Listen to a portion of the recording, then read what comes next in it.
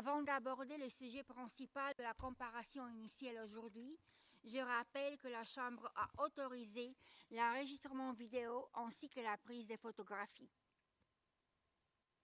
Veuillez procéder dans ce sens.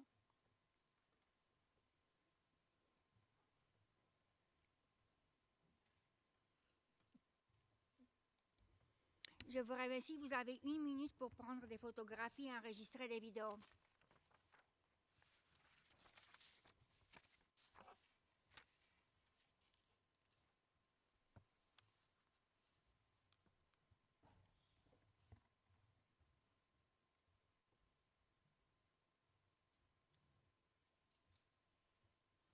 Merci beaucoup.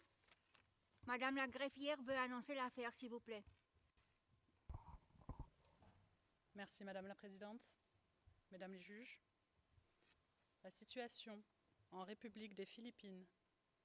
Affaire le procureur contre Monsieur Rodrigo Roa Duterte.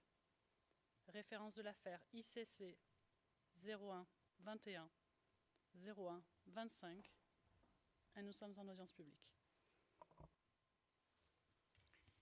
Merci beaucoup.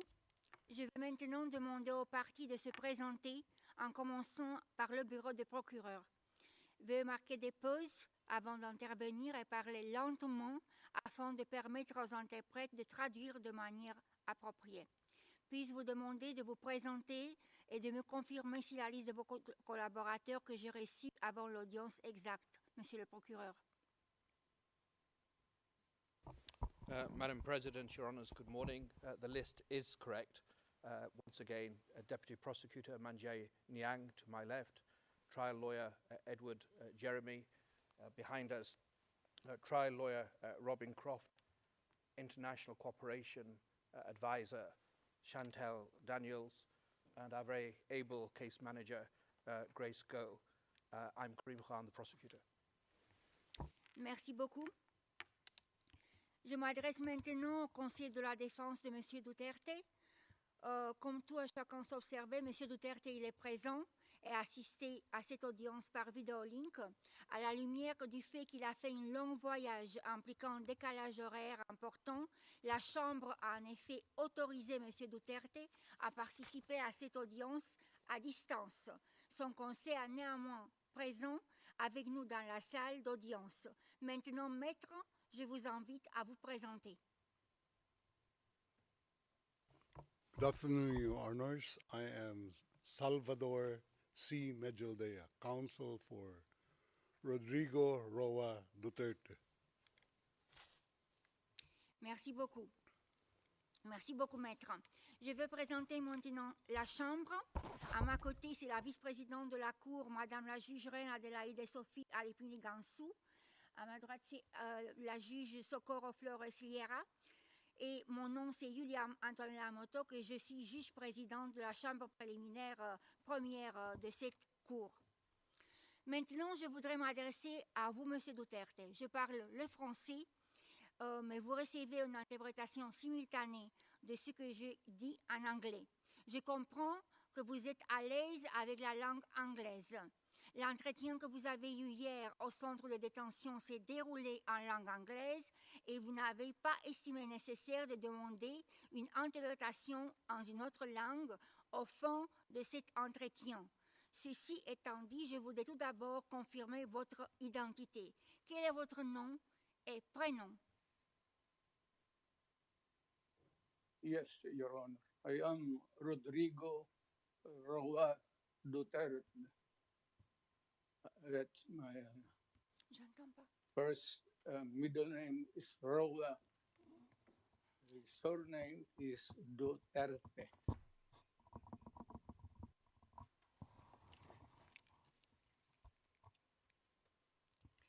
Merci beaucoup.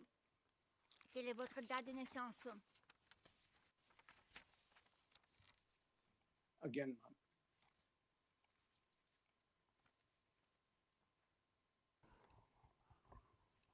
Can we request that the question be repeated? I don't think he heard it. Thank you. Ouais, merci beaucoup, maître. J'ai demandé simplement à M. Duterte quel est son nom et son prénom, et après quelle est sa date de naissance et son lieu de naissance. C'est bon maintenant, maître? Thank you. Yes, Yes, ma'am. Yes, ma'am. of course I do.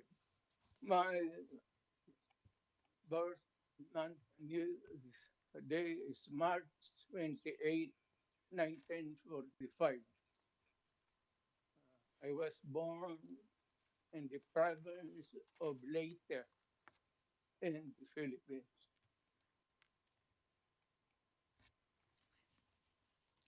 Merci beaucoup.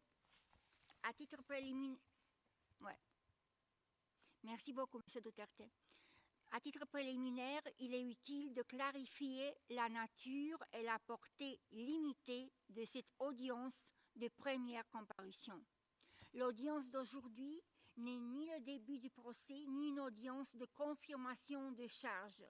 Durant l'audience d'aujourd'hui, aucun élément de preuve ne sera recueilli ni présenté, et les questions touchant à la culpabilité ou à l'innocence de M. Duterte ne seront pas abordées. Conformément à l'article 60, paragraphe 1 du Statut de Rome, le traité fondateur de notre Cour, et de la règle 121.1 du règlement de procédure et de preuve, cette comparation initiale a pour objectif principal de répondre à 3 questions. Premièrement, la Chambre doit s'assurer que la personne ayant fait l'objet du mandat d'arrêt a été informée des crimes qui lui sont reprochés.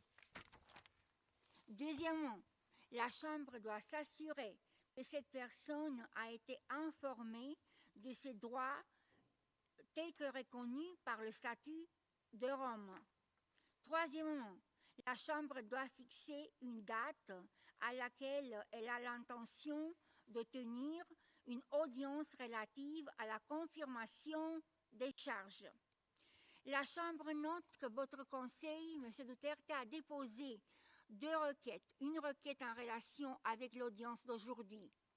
Et vous avez, comme vous savez très bien, les 2 requêtes concernant le fait qu'on doit avoir l'audience à un autre terme ont été pas acceptées par la Chambre vu la nature de l'audience d'aujourd'hui.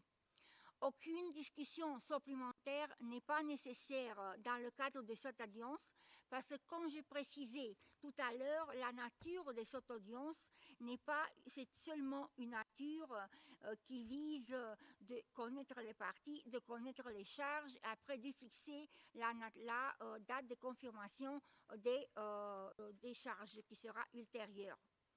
S'agissant du premier point, je rappelle que M. Duterte a reçu une copie du mandat d'arrêt le concernant et une version expurgée de la requête du procureur au fond de délivrance du mandat d'arrêt qui est public.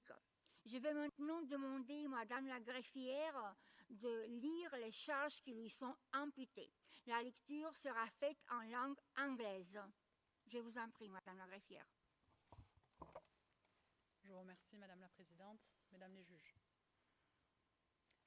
On 7 March 2025, Pre-Trial Chamber 1 concluded that there were reasonable grounds to believe that Mr. Duterte is criminally responsible pursuant to Article 25(3)(a) of the Rome Statute as an alleged indirect co-perpetrator for the crime against humanity of murder pursuant to Article 7(1)(a) of the statute as follows. A. Murder of at least 19 persons, allegedly drug pushers or thieves, killed by members of the Davao Death Squad in various locations in or around Davao City, Philippines between 2011 and 2016. B.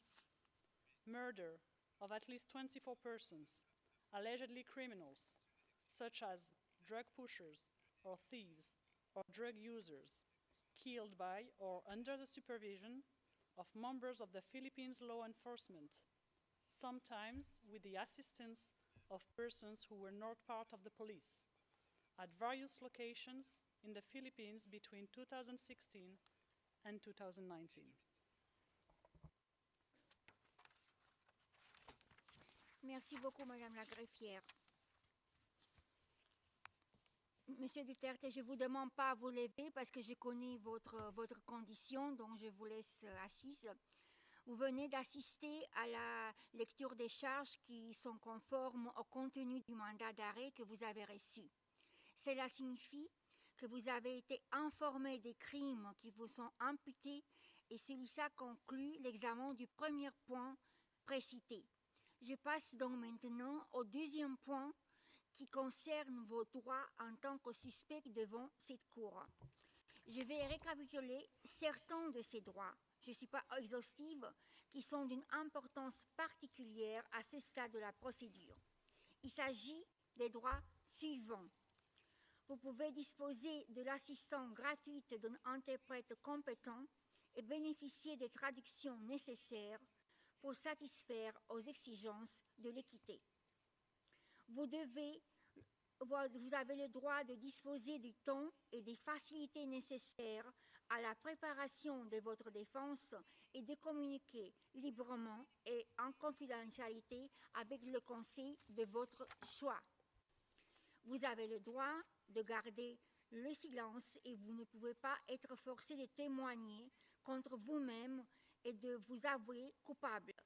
Vous pouvez également faire des déclarations dans le cadre de votre défense sans prêter serment.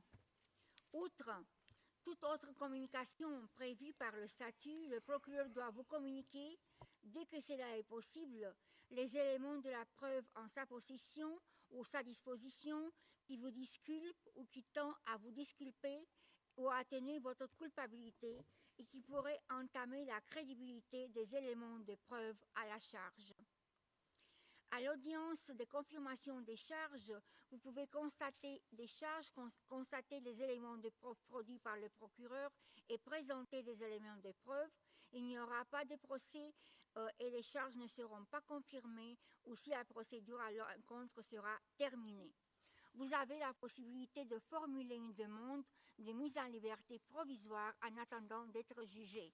Enfin, M. Duterte, vous avez le droit d'être informé dans le plus court délai de façon détaillée de la cause, de la nature et de la teneur des charges dans une langue que vous comprenez et vous parlez pas fermement. Vous avez compris, maître? Yes, we're listening, ma'am. We're listening. And before it ends, may we be allowed to present a manifestation on the circumstances behind the delivery of Mr. Duterte in this chamber.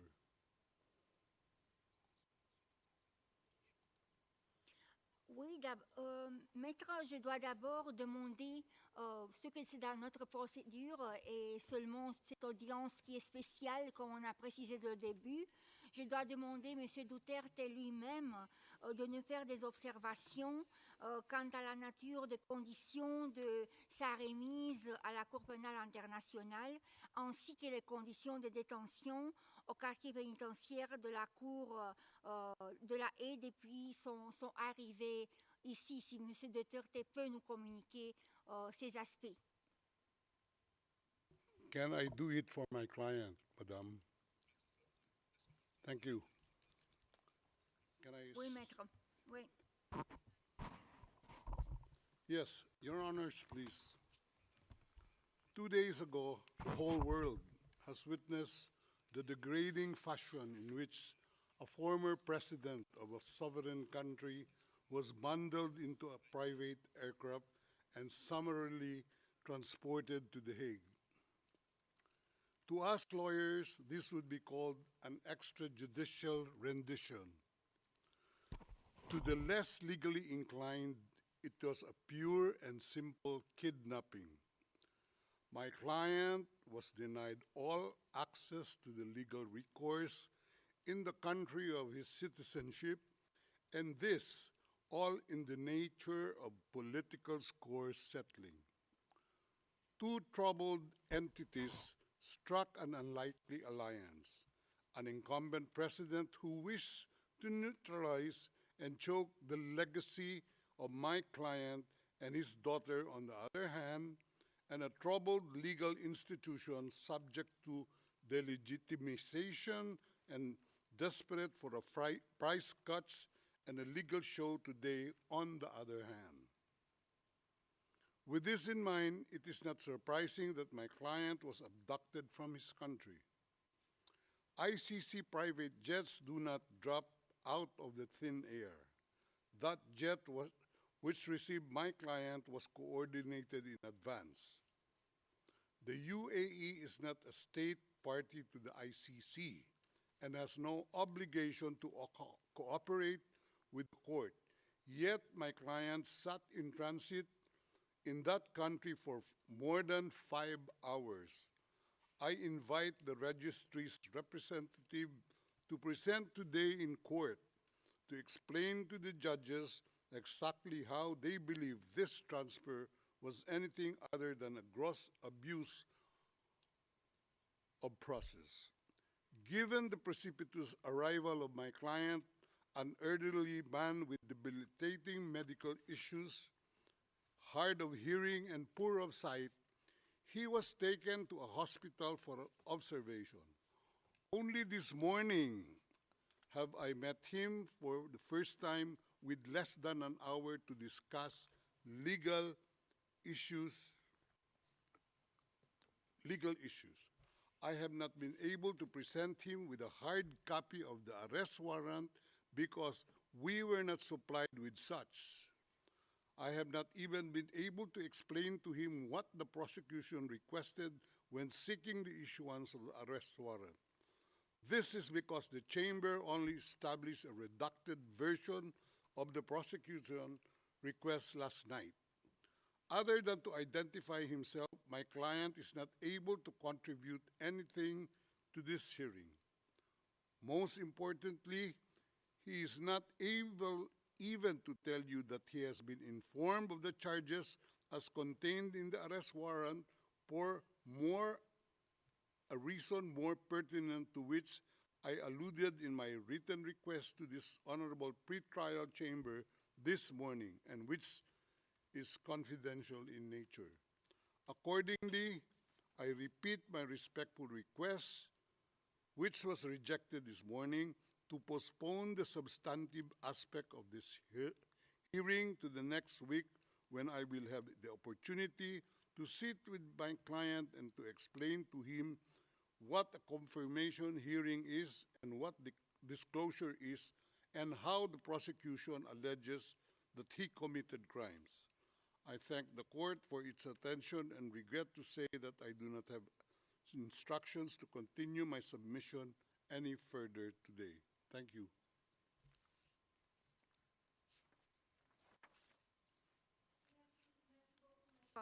D'abord, concernant les problèmes de santé de M. Duterte, je pense que la Cour elle a pris un soin particulier par rapport à la santé de M. Duterte, et je note que suite à l'arrestation et à votre arrivée au centre de détention, le médecin de la Cour a considéré que vous étiez en pleine possession de vos capacités physiques et mentales, et vous avez fait l'objet d'un examen médical approfondi à la centre de détention. Aussi, quand vous avez invoqué des questions de santé qui ne vous permettaient pas de venir physiquement à cette audience, les deux médecins qui vous ont consulté, M. Duterte et Maître, ils ont constaté que le M. Duterte ne pouvait pas, mais par son accord écrit par lui-même, M. Duterte pouvait participer à notre audience par vidéolink. Ça, concernant les problèmes de santé que vous avez invoqués et qui sont très importants, ainsi que les problèmes de l'âge pour notre chambre et pour notre cour en général. Concernant la question des droits de M. Duterte, on a ici le rapport du greffe qui nous indique qu'il était informé sur ses droits y compris l'article 66 et l'article 67 de statut du Rome, qu'il connaît par le greffier adjoint, et donc il connaît ses droits et il connaissait également ses charges. Donc nous, on a le rapport du greffe qui nous indique cet aspect-là, et qui nous indique aussi qu'il avait pris connaissance du mandat d'arrêt en anglais, qui parle très bien, comme tout le monde le connaît. Aussi, vous avez eu la possibilité ici d'avoir encore une fois la lecture des charges en anglais par notre greffier de section. Aussi, moi, j'ai répété en français les droits qu'il avait devant cette cour. Et comme je répète ici, encore une fois, il s'agit ici d'une première audience. On prend connaissance avec ses charges, juste prend connaissance avec ses charges, il prend connaissance avec ses droits, et après, on a tout un processus qui va nous mener à la confirmation des charges, un processus qui va durer assez longtemps et qui va vous permettre, va permettre à M. Duterte de soulever toutes les questions que vous avez mises ici par rapport au contenu du mandat d'arrêt, par rapport aux crimes commis et les charges, par rapport aux circonstances que vous dites qui sont liées à son arrestation et les droits et les obligations, par rapport à la compétence de la Cour. Donc vous avez la possibilité de le faire pendant tout ce processus-là qui va nous mener à la confirmation de charges. Maître, concernant vos deux demandes pour avoir une autre audience qui est la semaine prochaine, déjà ces demandes n'ont pas été acceptées par la Cour. Vous avez vu que déjà ces deux décisions de la Cour vous ont été communiquées. Donc vous avez pris connaissance que la Cour avait refusé, vu la nature même de cette première audience, qui n'incite pas une préparation très approfondie, vu ce que j'ai dit auparavant à plusieurs reprises. Donc maintenant, je vais passer à fixer la troisième étape, de fixer la date de l'audience de confirmation des charges. Après avoir évalué tous les facteurs, y compris la nécessité pour les parties et les participants de se préparer de manière adéquate, ainsi que les droits de M. Duterte, notamment son droit à être jugé dans un délai raisonnable, la date retenue pour le début d'audience de confirmation de charges est le 23 septembre 2020-2005. J'ajoute que conformément à la règle 121, paragraphe 7 du règlement de procédure et de preuve, ces dates peuvent être reportées par la Chambre en fonction de l'évolution de la procédure, soit d'office, soit à la demande du procureur ou de la défense. Avant de conclure cette audience, je souhaite informer les parties des prochaines étapes procédurales. Premièrement, je rappelle que, conformément à la règle 122b du règlement de procédure et de preuve, la Chambre tient des conférences de mise en état, que l'échange d'informations se déroule de manière fluide et dans de bonnes conditions. Ces conférences sont organisées soit d'office, soit à la demande du procureur ou de la défense. Deuxièmement, un ensemble de décisions seront prises en temps opportun pour garantir que la procédure se déroule dans de bonnes conditions et rapidement. Plus spécifiquement, je me réfère notamment à une décision relative aux modalités et à la procédure en matière de divulgation des éléments de preuve, une décision fixant un calendrier pour la divulgation des éléments de preuve, une décision fixant un calendrier organisé et sans difficulté pour les parties. À cet égard, la Chambre ordonne au procureur de commencer à divulguer ce jour les éléments d'information sur la base desquels le mandat d'arrêt a été émis et d'achever ces divulgations pas plus tard que dans les 7 jours prochains. La Chambre rendra également une décision sur la participation des victimes et selon le statut de la Cour et dans la mesure de la Chambre le permet, sont autorisés à présenter leurs vues et les préoccupations à ce stade de la procédure. Nous sommes arrivés maintenant au terme de notre audience de première comparution de M. Duterte. Je vous remercie à tous les participants à cette audience, les interprètes et les sténotropiste. L'audience, elle est levée. All rise. Veuillez vous lever.